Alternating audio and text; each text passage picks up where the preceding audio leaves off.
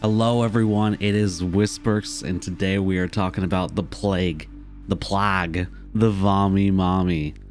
We are going to see what I can show you to get better with her, whether you're new or you've been playing the game for a while. If you learn something new, give me a like, I appreciate it. Maybe show your friends. Let's go ahead and start with what you get with Plague right out of the box. Alright, so the Vommy Mommy herself moves at 4.6 meters a second, which is the standard killer speed. She has a 32 meter tear radius, which is a standard killer tear radius. And she's tall. She's like the tallest killer ever. You can see everything. We don't normally care how tall our killers are, but Plague's height makes it hard to hit her power sometimes, so we'll talk about that. Plague's power, the Vile Purge, is a vomit that she spits on everything. You can spit this vomit on generators, totems, chests, vaults, lockers, pallets, even the exit gate, and any of these things that you spit on will become infected. When a survivor is infected, whether they interact with any of these objects you've spit on or you just spit on the survivor themselves, they'll accumulate sickness over time, and once they're sick enough, they'll have the broken status effect and they'll be injured permanently unless they go cleanse. Cleansing will remove the sickness and make the survivor healthy again, but then it activates one of your pools of devotion that can turn your Vile Purge into Corrupt Purge. So instead of vomiting on things and they become infected, your purge is a weapon. It is damaging. It is nutty. Survivors will either have to choose to stay infected all game and not let you get your Corrupt Purge power, or they'll cleanse every chance they get and you don't ever get to have them broken. Either way, the Plague is a powerful killer. Alright, next, the Plague's perks. She has the best 3 perks of any killer that you can start off with. You can just run her 3 perks and you'll be okay. These perks are good on like every killer and you just can't go wrong with them. As a side note, when I talk about the numbers on the perks, I'm referring to the level 3 version, while this screen shows the level 1 version. So Corrupt Intervention. This perk blocks the 3 gens furthest away from where you spawn as the killer for 2 minutes at the beginning of the game, and then this perk does nothing. A lot of people are like iffy on this perk, but if you use this time correctly to infect everything and then find survivors and get the ball rolling while they have limited generators to work on, it can win you the whole game just alone. Corrupt Intervention is also like almost a mandatory perk on killers like Trapper, where he has a hard time setting up, so you'll want to get this perk for almost all your killers. Infectious Fright. Whenever you down a survivor by any means, whether it's an M1, you use your power, you find them in a locker, whatever, everybody within your tear radius will scream, and you'll see their screamed location for 6 seconds. This perk is absolutely insane. Instead of just downing the one survivor, you can move on and down another one, or even 3 survivors at once, and this will create way more pressure for you that forces the survivors to pick people up instead of work on gens. It is strong on killers that can down people quickly, like Hillbilly, but this perk is also really powerful on Plague because of her Corrupt Purge power. Lastly, Dark Devotion. This one isn't as good as the other 2, but it's definitely still like not a bad perk. It causes chaos. It's more of like a gimmick, but it's still fun to use. This perk will give you an obsession at the beginning of the game. If you find your obsession and M1 them, it has to be an M1, you can't use your power. It will give them a 32 meter tear radius, and you lose your tear radius for 30 seconds. So they will run around and scare their teammates while you can sneak up on people. It's chaotic and it's a lot of fun to use. All right, let's talk about builds and perks. So my favorite build to run on the Plague is Barbecue and Chili, Pop Goes the Weasel, Infectious Fright, and Corrupt Intervention. Corrupt Intervention being there to give me that good early game start. Pop Goes the Weasel for when I hook people I can regress gens. Barbecue and Chili because blood points and we see auras at a distance. And lastly, Infectious Fright because we can snowball with it when we get our power. There's a million build videos out there, but this is mine and I suggest it. Let's skim over some perks that you should or shouldn't use instead, like Nurse's Calling. You see the auras of survivors that are healing within a certain distance. Survivors don't heal against the Plague. You either stay broken or you cleanse with fountains, so you'll never get value out of this perk. Devour Hope can be an amazing perk to run on her, simply because when you reach your 3 tokens and you have the exposed effect, the survivors won't know you have it unless you M1 them. So when you reach 3 tokens, only use your Corrupt Purge to down people and hook people, They'll never know that you have Devour Hope until you reach 5, and then you mori them out of nowhere. Hex totems are always a risk, but that's the fun in them, right? Monitor and Abuse is just such a great perk to sneak up on people. It gives you 8 more meters of sneak up time, so survivors don't get to run as far away from you, making using your purge easier. Combining this with Infectious Fright can be super powerful because at the end of your chase, you'll have the 8 extra meters, so survivors will scream from even further distances. Next we have Thanatophobia, which is not really that great of a perk normally, but Plague can get value out of it by leaving survivors broken. If survivors choose to not cleanse and you're running this perk, that means gens are going to be repairing 16% slower, which can add up. If Corrupt Intervention bothers you, you know, losing the perk after 2 minutes. Whispers is a great alternative. It's one of the best tracking perks in the game. It'll help you find that first survivor in the very beginning of the game to get the ball rolling, and it also helps really well at the end of the game when survivors start to hide or they're trying to open the exit gate. Lastly, instead of Barbecue, for whatever reason, you could run Discordance instead.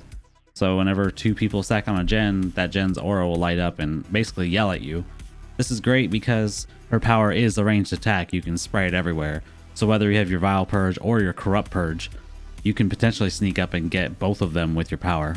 It is time to talk Plague add-ons. A few of her add-ons are particularly scary, but to start with, her base set of add-ons, her brown add-ons, they make stuff stay infected longer, they make grabbing your Corrupt Purge a little quicker, they make it so your Vile Purge is off cooldown sooner. These add-ons are consistent with every color as you go up in rarity, just a better effect as you equip better add-ons. None of these add-ons are bad to run, they're more of like a passive in the background kind of effect. Let's skip to a couple of her best add-ons, the apples. So the apples make it so that you spawn with extra pools of corruption, 1 per apple. She normally spawns with 1, but if you equip 1 apple, you'll have 2, and if you equip 2 apples, you'll have 3. I know, my math is kind of crazy. This can be so impactful because instead of trying to get people infected at the beginning of the game and get the ball rolling, you can just immediately grab pools and start downing people and end the game in like 20 seconds. You'll see this on Ottstarva's channel and everything else. It's scary. And the Black Incense, this add-on is nuts.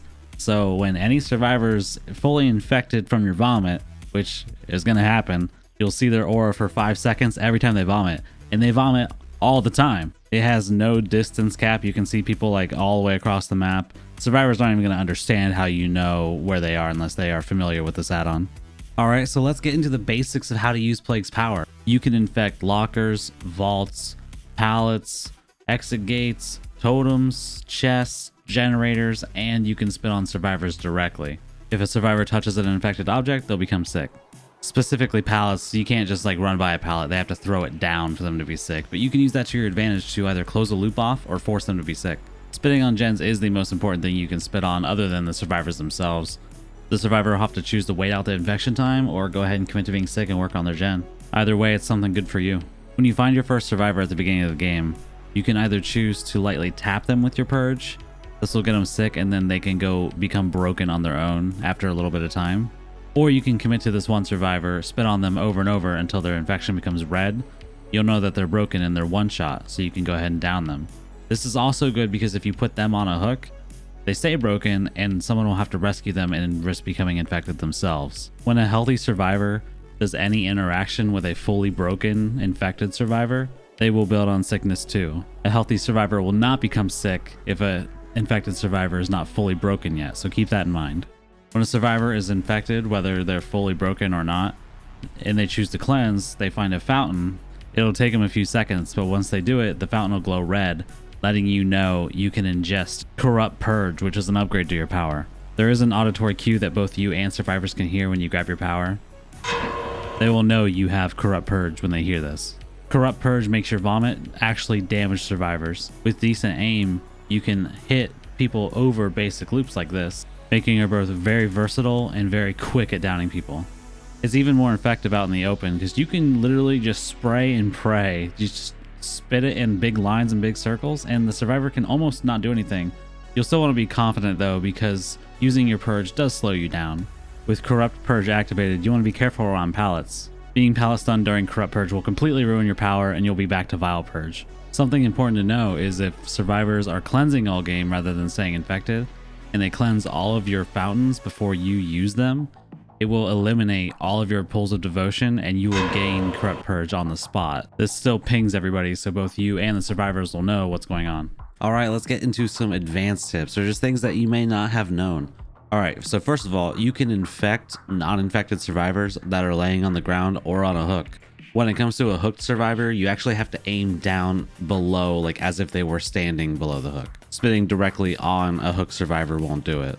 In either of these cases, you also can't fully infect them. You can only just get it started and leave. In either case, they either will stay committed to being sick again or go give you another pool of devotion. It's a win-win. All right, this one's gonna seem silly, but I promise I see it way too much. You've gotta aim lower when trying to infect survivors. Like, if you can aim high and still like maybe get a tiny hit or there, but how accurate you are will infect them faster. In addition to aiming high or low, when a survivor is far away from you, you have to aim ahead of them. The vomit comes out really slow, so at longer ranges, you'll have to adjust. As a killer, you don't see survivors' infection rates, but as a survivor, you can see how close you are to being fully broken. And here's a clip just for proof that you can infect somebody in one full spit if you're accurate enough. It can be hard to land most of your vomit, but when you do, you end up downing survivors faster.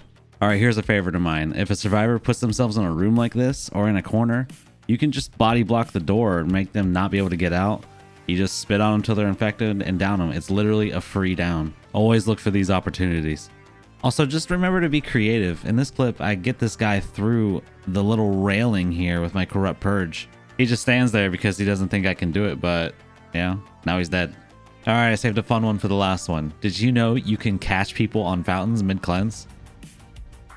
Yoink, I'll be taking that. I've never actually done this in a real game, but I kind of want to try it with something like Tinkerer or Trail of Torment. All right, bonus tip, always more key users. Okay, just kidding. Thanks for watching the video, guys. I really appreciate it. If you enjoyed the video or learned anything new at all, please give me a like, give me some comments, give me some stuff. I've been really enjoying making these. I plan on making them for all the killers, so stay tuned for the next one. Thank you for watching. Bye.